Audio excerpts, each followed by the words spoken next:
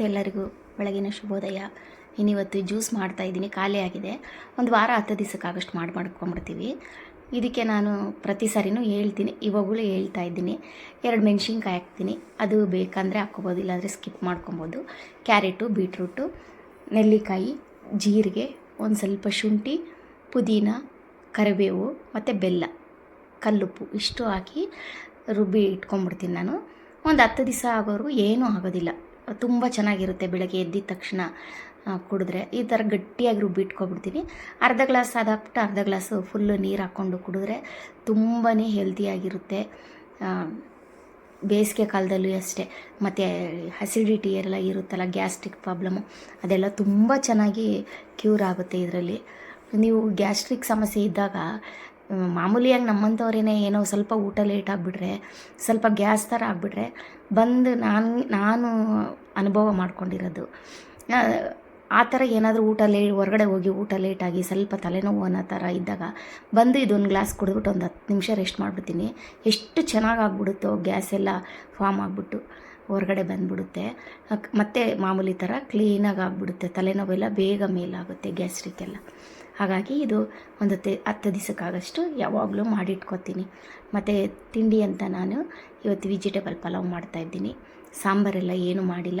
ಸಂಜೆಗೆ ಪಲ್ಯ ಮಾಡಿ ಚಪಾತಿ ಮಾಡೋಣ ಅಂದ್ಕೊಂಡು ಬೆಳಗ್ಗೆ ವೆಜಿಟೇಬಲ್ ಪಲಾವ್ ಮಾಡ್ತಾಯಿದ್ದೀನಿ. ಇನ್ನು ಇನ್ಸ್ಟಾಗ್ರಾಮಲ್ಲೆಲ್ಲ ಓಪನ್ ಮಾಡಿದ್ರೆ ಏನು ಆನಂದ, ಬರೀ ಕೇದಾರ್ನಾಥ್ ಮತ್ತು ಯಮುನೋತ್ರಿ ಎಲ್ಲ ಓಪನ್ ಆಗಿದೆ. ದೇವ್ರುಗಳನ್ನ ತಗೊಂಡೋಗ್ತಾ ಇರೋದು, ಮತ್ತು ಅಲ್ಲಿ ಜನ ಹೋಗ್ತಾ ಇರೋದು, ದೇವಸ್ಥಾನ ಎಲ್ಲ ಎಷ್ಟು ಚೆನ್ನಾಗಿ ತೋರಿಸ್ತಾ ಇದ್ದಾರೆ. ಖುಷಿಯಾಗುತ್ತೆ. ನಾವು 2 ವರ್ಷಕ್ಕೆ ಮುಂಚೆ ಹೋಗಿದ್ದು, ಅಂದರೆ ತುಂಬಾ ಖುಷಿ ಆಯಿತು. ಇನ್ನೂ ಒಂದು ಸರಿ ಹೋಗಬೇಕು ಅಂತ ಆಸೆ ಇದೆ. ಯಾವಾಗ ನಮ್ಮನ್ನು ಕರ್ಕೊಳ್ತಾನೋ ಆಯಪ್ಪ ಗೊತ್ತಿಲ್ಲ. ಆಯಪ್ಪನ ಅಪ್ಪಣೆ ಇಲ್ದಿರ ನಾವು ಹೋಗೋಕ್ಕಾಗುತ್ತಾ? ಇಲ್ಲ. ಮತ್ತು ಹಂಗೆ BBMP ಹತ್ರ ಬಂದಿದ್ದು. ಇನ್ನು ನಮ್ಮದು ಇದೇ ಅಡ್ರೆಸ್ ಪ್ರೂಫ್ ಎಲ್ಲ ಇನ್ನೂ ಚೇಂಜ್ ಮಾಡಿಲ್ಲ. ಹಾಗೆ ಗ್ಯಾಸ್ ಅಂಗಡಿ ಹತ್ರ ಹೋಗ್ಬಿಟ್ಟು ಗ್ಯಾಸ್ದು ಎಲ್ಲ ಚೇಂಜ್ ಮಾಡಿಸ್ಕೊಂಡು BBMP ಹತ್ರ ಬಂದರೆ ಅವರು ಒಂದು ಹೇಳ್ತಾರೆ, ನಾವು ಕರೆಂಟ್ ಬಿಲ್ ತೊಗೊಂಡು ಬಂದಿದ್ದು, ಅಡ್ರೆಸ್ ಪ್ರೂಫ್ ಚೇಂಜ್ ಮಾಡಿಕೊಡಿ ಅಂತ ಆಧಾರ್ ಕಾರ್ಡಲ್ಲೆಲ್ಲ. ಅವ್ರೇನು ಹೇಳ್ತಾರೆ, ಅದಕ್ಕೊಂದು ಸೀಲ್ ಹಾಕಿಸ್ಕೊಂಬನ್ರಿ ಅಂತ ಹೇಳ್ತಾರೆ. ಅಲ್ಲೋದ್ರೆ ಅವರು ಸೀಲ್ ಹಾಕಲ್ಲ, ಇದರಲ್ಲೇ ಎಲ್ಲ ಕ್ಲಿಯರಾಗಿ ಬರೆದಿದ್ದೀವಿ ಅಂತಾರೆ. ಏನೋ ಎಷ್ಟು ಸರಿ ಓಡಾಡಬೇಕೋ ಏನೋ ಇನ್ನೂ ಗೊತ್ತಿಲ್ಲ. ಇನ್ನು ನಾವು ಚಾರ್ಧಾಮ್ಗೆ ಹೋಗಿದ್ದು ಫೋಟೋಗಳು ಸ್ವಲ್ಪ ಸಿಕ್ತು, ಅದನ್ನೆಲ್ಲ ಹಾಕಿದ್ದೀನಿ. ಇದು ಯಮುನೋತ್ರಿದು ಫೋಟೋ. ತುಂಬ ಅಂದರೆ ತುಂಬಾ ಖುಷಿ ಆಯಿತು. ಈ ಟೈಮಲ್ಲಿ ಆ ದೇವ್ರನ್ನ ನೋಡೋದು, ಅಲ್ಲಿರೋ ಸೀನರಿಗಳು ಎಲ್ಲ ಅಷ್ಟು ಅದ್ಭುತವಾಗಿರುತ್ತೆ. ಲೈಫಲ್ಲಿ ಒಂದು ಸರಿ ಆದರೂ ಚಾರ್ಧಾಮ ಯಾತ್ರೆ ಪ್ರತಿಯೊಬ್ಬರು ಮಾಡಲೇಬೇಕು. ಆ ಕೇದಾರ್ನಾಥ್ ಆಗಲಿ ಬದ್ರಿನಾಥ್ ಆಗಲಿ ಅಷ್ಟು ಅದ್ಭುತ. ನೋಡೋಣ ನಮಗೂ ಇನ್ನೊಂದು ಚಾನ್ಸ್ ಸಿಗುತ್ತಾ ಅಂತ. ಮತ್ತು ಮಧ್ಯಾಹ್ನ ಬಂದರೆ ಚಪಾತಿ ಮಾಡಿ ಪಲ್ಯ ಮಾಡೋಣ ಅಂತ. ಚಪಾತಿ ಹಿಟ್ಟಿತ್ತು, ಪಲ್ಯಕ್ಕಂತ ನಾನು ತರಕಾರಿ ಎಲ್ಲ ಮಿಕ್ಸಿಂಗ್ ತರಕಾರಿ ಕುಯ್ದಿಕ್ಕಿದ್ದೆ, ಅದನ್ನೇ ಮಾಡ್ಕೊಳ್ತಾ ಇದ್ದೀನಿ. ಮತ್ತು ಊಟ ಎಲ್ಲ ಮಾಡಿಕೊಂಡು ಮತ್ತೆ ಕೆಲಸಕ್ಕೆ ಹೋಗಬೇಕು. ನಾನು ಚಾರ್ಧಾಮ್ ಬಗ್ಗೆ ಹೇಳ್ತಾ ಇದ್ದೆ.